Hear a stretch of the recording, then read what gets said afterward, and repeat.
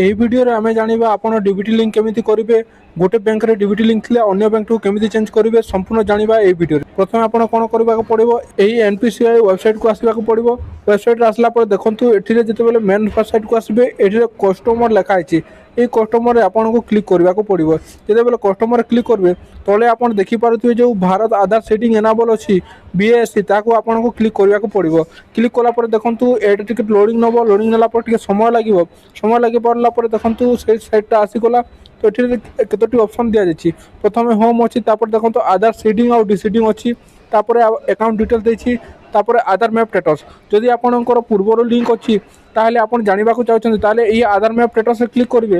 Click কলাপরে দেখুন কোণ করবে, আধারে আপনার আধার নম্বর দিয়ে নেবে। আধার নম্বর দেলা পরে তলকু যেতবে আসবে এই ক্যাপচা দিয়া আছে, এই ক্যাপচাকে ওই বক্সে ফিলআপ করে দেবে। ফিলআপ করে পড়া পুଣି তলকু আসবে যেতবে এটি চেক স্ট্যাটস লেখা আছে। চেক স্ট্যাটসে ক্লিক কলাপরে আপনার কেউ ব্যাঙ্করে লিঙ্ক অছি পূর্বর তাহা জাঁবে। তারপরে দেখুন আপনার যদি ফ্রেশর তাহলে এটিরে আধার ব্যাঙ্ক সিডিং ডিসিডিং যে লেখা আছে এটিরে ক্লিক করবে।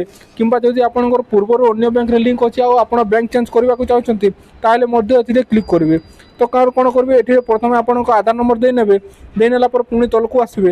তলকু আসলা পরে দেখুন এটি দুইটি অপশন দেখাগলা।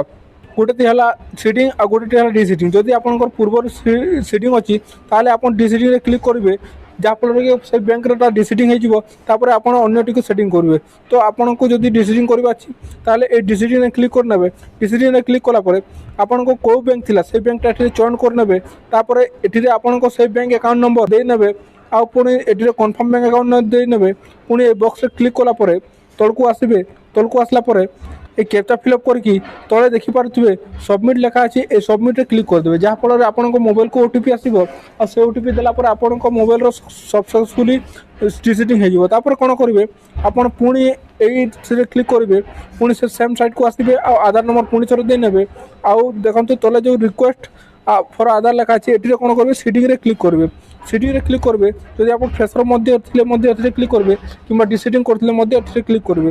তারপরে দেখুন সেমিটি আপনার এবে কেউ ব্যাঙ্কু সে ডিবিটি লিঙ্ক করা চাচ্ছেন তা এটিরে ক্লিক করবে।